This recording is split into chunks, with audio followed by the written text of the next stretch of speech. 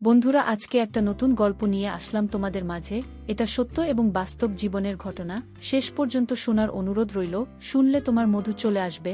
দেরি না করে চলো শুরু করা যাক। গভীর রাতে ঘুমের মধ্যে আমি অনুভব করলাম আমার ছোট্ট বোন আমার সাথে কেমন জানি অদ্ভুত আচরণ করছে। তখন আমি ঘুমে বিভোর। আমি ভাবছি হয়তো আমি স্বপ্ন দেখছি। কিছুক্ষণ পর তার ওই আচরণের ফলে আমার ঘুম ভেঙে যায়। তখন আমি দেখতে পেলাম আমার ছোট বোন আমার সাথে এক ধরনের বাজিমাত করতে শুরু করেছে। আমি তো তার এইসব দেখে পরে অবাক। তারপর আমি তাকে বললাম, বোন, তুই আমার সাথে এসব কি করতেছিস? তোর কি লজ্জা শরমের মাথা খেয়ে ফেলেছিস? আমি তোর আপন বড় ভাই হই। তারপরেও আমি লক্ষ্য করলাম আমার ছোট বোন কি যেন এক পুঞ্জীভূত সুখ পাওয়ার আশায় আরও বেশি পাগলামি করছে।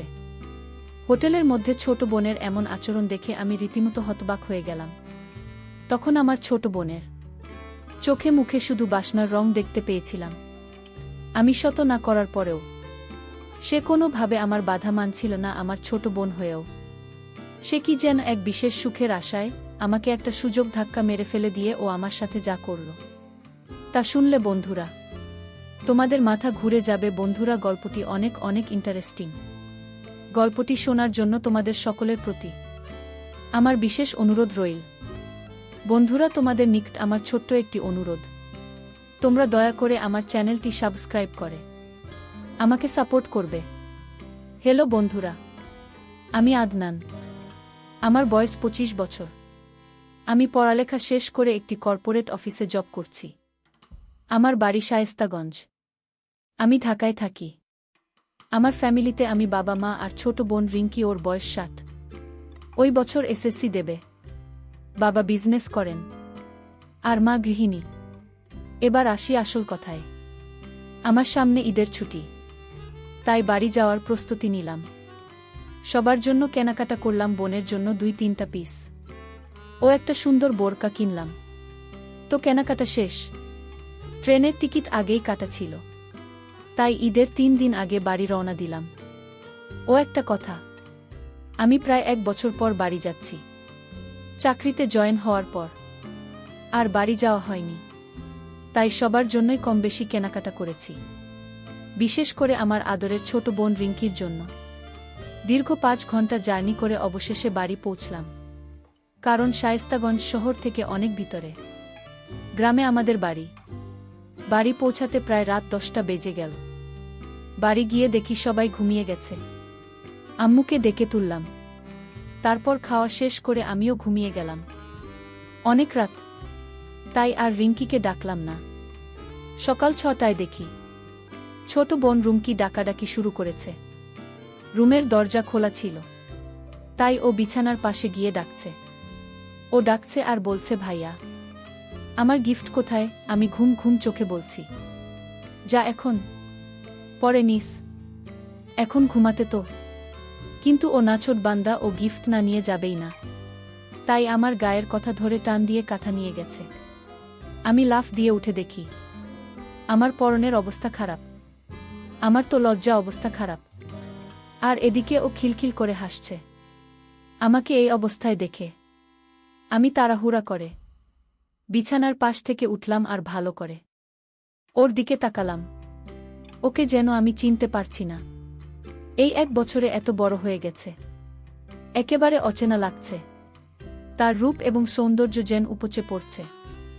আমি এতদিন পর আমার আদরের বোনকে দেখছি, যেন অচেনা এক পরী আমার ঘরে এসেছে। শেষে ওর ডাকে আমার ধ্যান ভাঙল। লিনকি বলল, এই ভাইয়া কি দেখছিস অমন করে? মনে হচ্ছে আমাকে কোনোদিন দেখিসনি। আমি বললাম, ও হ্যাঁ, আসলে তুই তো অনেক বড় হয়ে গেছিস, তোকে তো চিনতেই পারছি না। লিনকি বলল, ভাইয়া, তুই আমাকে পরে মন ভরে দেখিস। আগে আমার জন্য কি এনেছিস তা বের কর। আমি বললাম, ওহ দিচ্ছি দাদা। এই বলে আলমারি থেকে ওর জামা আর বট কাটা ওকে দিলাম। ও তো মহা খুশি। খুশিতে আমাকে এক অদ্ভুতভাবে ধরল। ওর এই অদ্ভুতভাবে ধরাতে আমার অবস্থা খুব খারাপ হতে লাগল।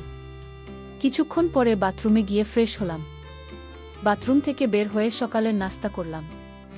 নাস্তা করে রুমে বসে মোবাইলে গেম খেলছিলাম এমন সময় রিঙ্কি এসে বলল, ভাইজাগে আমাকে নিয়ে চা বাগানে ঘুরতে যেতে হবে। আমি বললাম ওকে যাব। তারপর ঈদের আগের 2 দিন আমরা ভাই বোন মিলে অনেকক্ষণ শুটিং করলাম। ঈদের দিন আমরা ভাই বোন মিলে ঘুরতে বের হলাম। লিনকি বলল, অনেক দিন জাফলং যাওয়া হয়নি, চল আমরা জাফলং যাই। আমি বললাম, যাচ্ছিলাম তো অনেক দূর, আমরা একদিনে ফিরে আসতে পারবো না। রিঙ্কি বলল, আমি জানি না, আমাকে নিয়ে যেতে হবে ভাইয়া। কিভাবে নিয়ে যাবে আমি জানি না, দরকার হলে ওখানে হোটেলে 1 রাত থাকব। সমস্যা কি, আমরা তো আপন ভাই বোনই। প্লিজ ভাইয়া, তুমি না করো না। আমি বললাম, আচ্ছা আম্মুকে বল, যদি যেতে দিই তাহলে চল। আমার ছোট বোন রুমকি অনেক চালাক, সে কৌশলে আম্মুকে ম্যানেজ করে ফেল। তারপরের দিন আমরা ভাই বোন মিলে বেরিয়ে পড়লাম জাফলং এর উদ্দেশ্যে। যেতে যেতে দুপুর হয়ে গেল। ওখানে গিয়ে আগে থাকার ব্যবস্থা করতে হবে, যেহেতু গিয়ে ওখান থেকে দিনে দিনে আসা যাবে না। আমরা দুজনে মিলে হোটেল খুঁজতে লাগলাম। অবশেষে একটা রুম পেলাম, তাও সিঙ্গল। কি আর করা, ঈদের ছুটিতে সবাই ঘুরতে এসেছে, তাই সব বুকিং। এজন্য সিঙ্গল রুম তাই নিলাম। তারপর ব্যাগ গুছিয়ে কিছুক্ষণ রেস্ট নিয়ে বের হলাম ঘুরতে। রিঙ্কি এমন পোশাক পরেছে যা দেখে সবাই শুধু ওর দিকে হা করে তাকিয়ে থাকে। আমার খুব রাগ হচ্ছে, কিন্তু কাউকে কিছু বলতেও পারছি না। এর মধ্যে এক ছেলে আর এক ছেলেকে বলছে, দেখলে এমন একখান জিনিস চাইছে। আমার বন্ধু অনুমোদনের কপালটা কি ভালো। এই শুনে আমি রেগে ওদের কাছে যেতে চাইলে রিঙ্কি আমাকে বাধা দিল।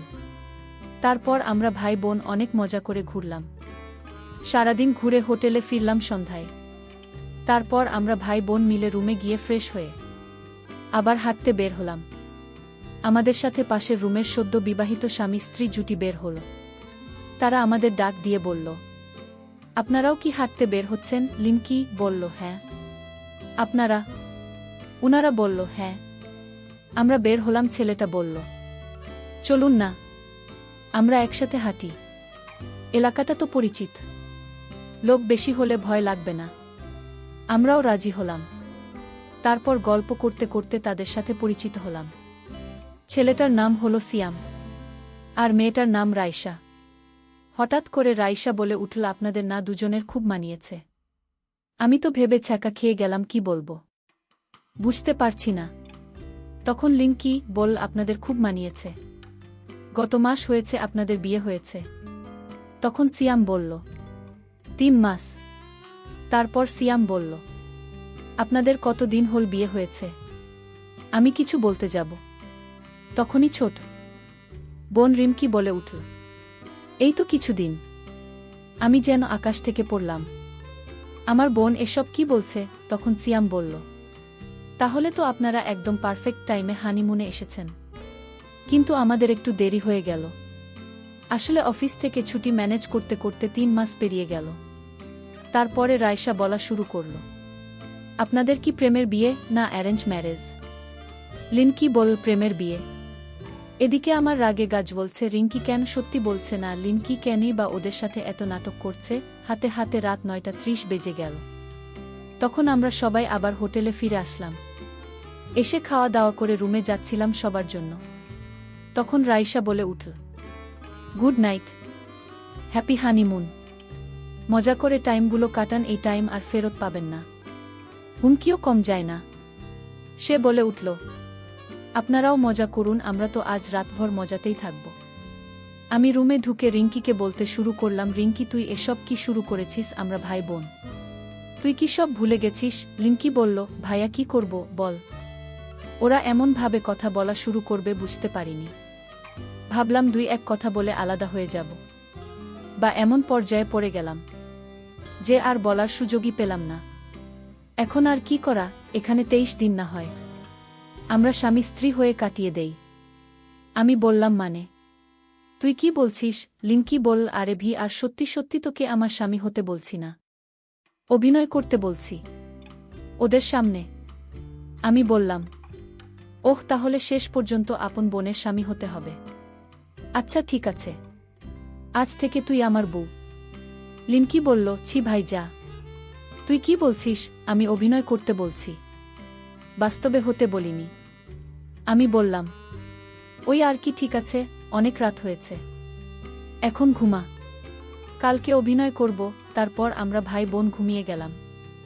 গভীর রাতে ঘুমের মধ্যে আমি অনুভব করলাম আমার ছোট্ট বোন আমার সাথে কেমন জানি অদ্ভুত আচরণ করছে। তখন আমি ঘুমে বিভোর। আমি ভাবছি, হয়তো আমি স্বপ্ন দেখছি। কিছুক্ষণ পর তার ওই আচরণের ফলে আমার ঘুম ভেঙে যায়। তখন আমি দেখতে পেলাম আমার ছোট বোন আমার সাথে এক ধরনের বাজিমাত করতে শুরু করেছে।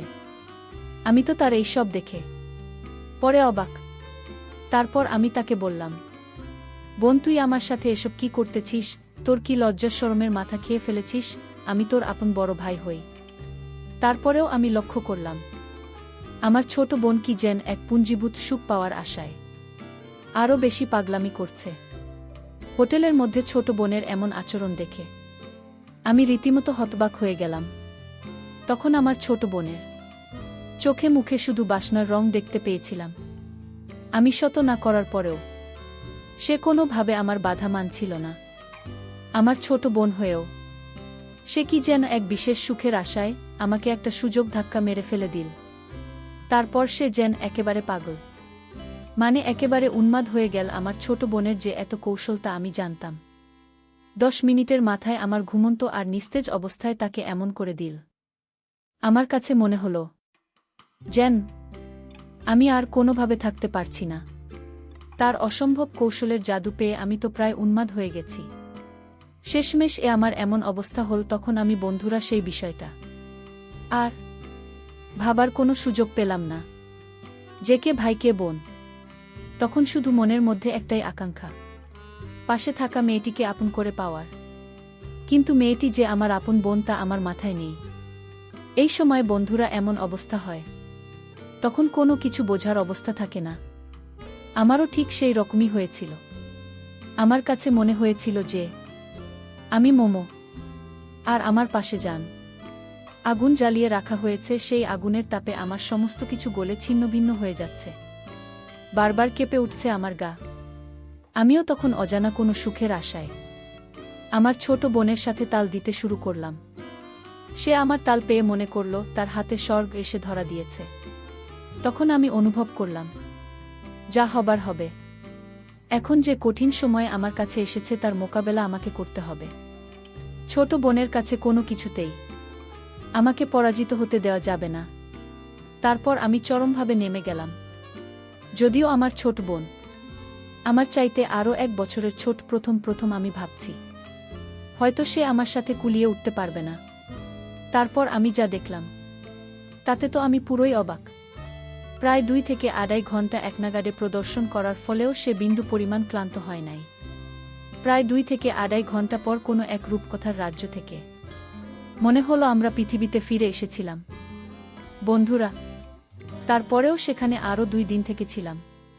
আর সেই 2 দিনেও আমার ছোট বোনের সাথে আমার এই রকমই হয়েছিল। বন্ধুরা, ঘটনাটি আমার অতীতের একটি অপ্রত্যাশিত ঘটনা, যা হয়তো তোমরা বিশ্বাস করবে না, তারপরেও সত্যিই তাই। বন্ধুরা, পৃথিবীতে হয়তো এরকম কিছু ঘটনা ঘটে যা কখনো বিশ্বাসের অযোগ্য বলে মনে হয়, তারপরে ওই সমস্ত ঘটনা বাস্তব। আমার ক্ষেত্রেও ঠিক তেমনি হয়েছিল। পরিশেষে আমি তোমাদেরকে বলবো, বন্ধুরা, যখন কোনো ছেলে অথবা মেয়ে সাবালক হয় তখন প্রত্যেকটা মানুষ, মানে ভাই হোক, বোন হোক বা বাহক বা অন্য যে কেউ হোক, তাদের সকলের স্বাধীনতা থাকা প্রয়োজন। একসাথে বসবাস করা, একসাথে থাকা, সব কিছু থেকে পৃথক থাকাই উচিত। এতে করে মানুষের চাহিদা কম থাকবে। তাহলে হয়তো এরকম ধরনের নিষিদ্ধ দুর্ঘটনা আমাদের সমাজে কম হবে।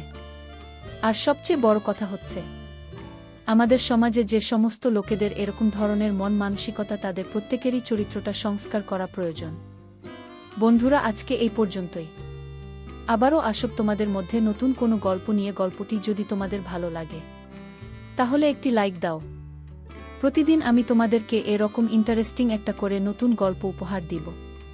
তাই তোমাদেরকে অনুরোধ করে বলছি, তোমরা যদি এরকম ধরনের ইন্টারেস্টিং গল্প পেতে চাও তাহলে দয়া করে আমার চ্যানেলটিকে সাবস্ক্রাইব করো। অবশেষে তোমাদের সকলের সুস্বাস্থ্য কামনা করি। ভিডিওটি দেখার জন্য তোমাদের সকলকে অসংখ্য ধন্যবাদ।